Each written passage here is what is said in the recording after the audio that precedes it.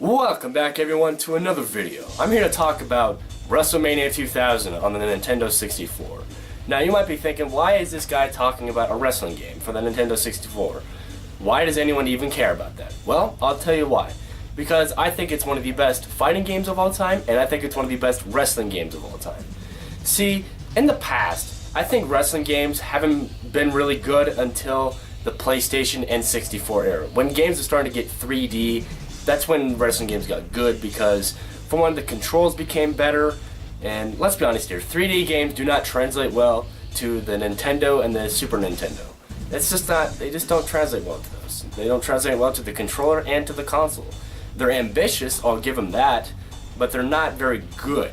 So, yeah, you kind of just have to go with one of these games, and I'd say WrestleMania 2000 is definitely the game that if you want to look for, like a very good wrestling game, look for WrestleMania 2000. So, without further ado, let's talk about WrestleMania 2000. Yeah, all the graphics in this game look good except for that. That just doesn't look very good. The Rock's face just looks terrible. But otherwise, this is a great game. This is WrestleMania 2000 for the Nintendo 64. You got a variety of matches here. You can always go with the singles action. You got a tag team match. You got a triple threat match. And you got the 4-man over-the-top Royal Rumble match. There's a variety of superstars in here. For instance, you got the big ones like Kane, Undertaker, Mankind, Triple H. Of course, you got Stone Cold Steve Austin and The Rock.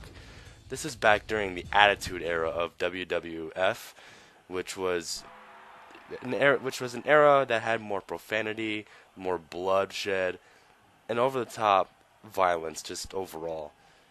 And there was a lot of great moments and great matches in that era. But I'm not going to talk about that. I'm here to talk about this game. So in this game, obviously you can tell right now, you got the characters have their own little title, Titantron, I think that's what they call it. They have their own Titantron screen video, their own theme, like the actual real-life wrestlers do. And they don't sound too bad. Some of them sound okay, but some of them sound alright as well. Like, The Undertaker's sounds pretty good, The Rock's intro sounds pretty good, and so does Stone Cold's sound pretty good. So, all three of them sound really good, and all the other ones sound okay. So, obviously, since it's on a cartridge, it's not going to sound as good as it was if it was on a CD, but, whatever. You got all the character intros and what they do in here, which is really nice. You got Stone Cold's thing where it goes to the middle ropes of each turnbuckle. All the signature moves are in this game. You got the stunner, you got the Undertaker's chokeslam, the tombstone pile driver, you got Big Show's WMD knockout. So there's tons. You got all the special moves of every character. Now to do that special move, you see that attitude bar. Well, you have to get that all the way to special. So when it starts to flash at you, that's when you taunt, and then you'll get the special. And you use the joystick not to move, but to taunt instead, which is actually going to come in very handy when you want to use your special. The right button or the right shoulder button, blocks. The left shoulder button pins and kind of moves you back a few bit. I don't know. It's kind of weird the way it does that, but so to sprint, you hit the bottom C button, and yeah. So those are the basic controls, and quite frankly, that's all you really need to know. If you want to go to the top turnbuckle or top of the pillar, you just hit up on the C buttons. Right here is a good example of a great intro. This is Steve Austin's intro, and man, does it rock on the Nintendo 64. As you can see now, we have the tag team up here, which tagging your partner in is really easy. All you gotta do is just hit up on the C button, and there you go. That's how you do it. Not much else to it.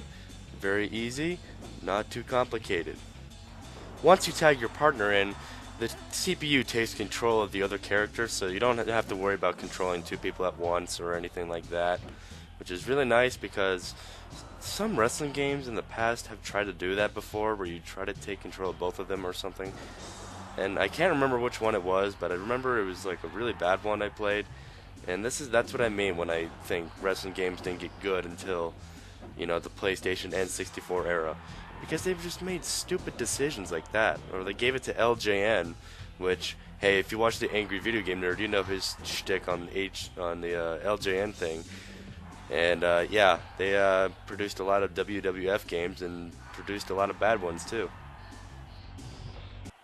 Up next here is the 4-man Royal Rumble match. Now, if you know wrestling in real life, you know it's a 30-man Royal Rumble, but obviously the Nintendo 64 couldn't hold that at the time, so it's really just a 4-man battle royale over the top rope thing, but they call it a Royal Rumble, which actually isn't all that bad of a mode. It's a little bit tougher to do since it's a little more clunky, but it's not too bad. You know, you can do all the moves perfectly fine. Trying to you can't like throw someone off the turnbuckles though, which kind of sucks, like you can in later 2K games. But hey, you know, limitations are limitations, and as long as you can work with those limitations, you'll be just fine, which they did very well on.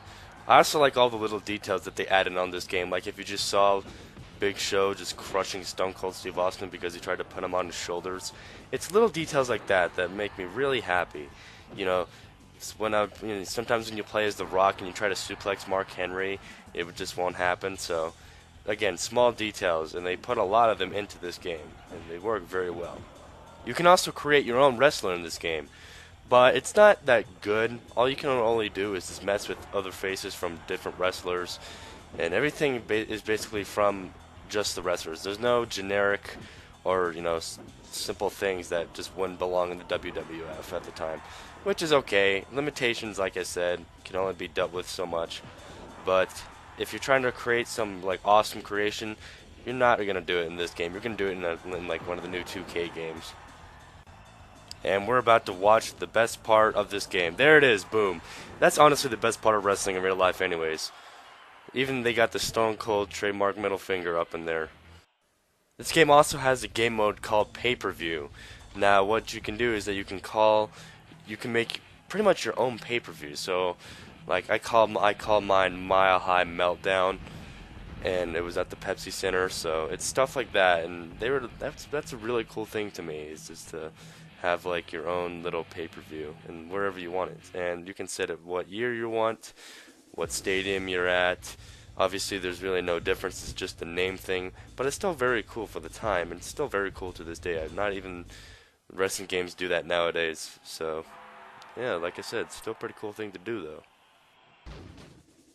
You can also set up your own matches, like here's a cage match between Kane and Mankind.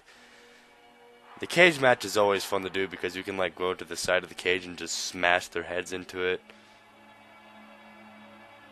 But yeah, this is actually one of my favorite modes of all time, is using the steel cage mode.